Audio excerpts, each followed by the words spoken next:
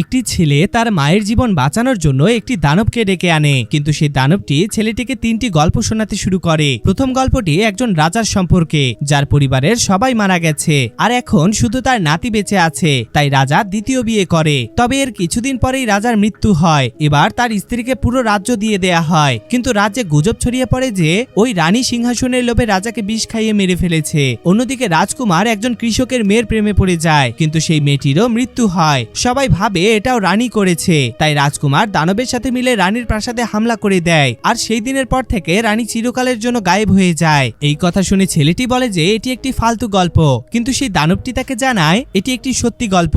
ওই রানী কখনোই কাউকে মারেনি, রাজা তার বয়সের কারণে মারা গিয়েছিল, আর ওই মেয়েটিকে রাজকুমার মেরেছিল যাতে সে রানীর উপর দোষ চাপিয়ে পুরো রাজ্য নিজের দখলে নিতে পারে। এই গল্প থেকে আমরা এই শিক্ষা পাই যে কোনো মানুষই পুরোপুরি ভালো বা খারাপ হয় না, সবাই ভালো আর খারাপের মাঝখানে আটকে আছে।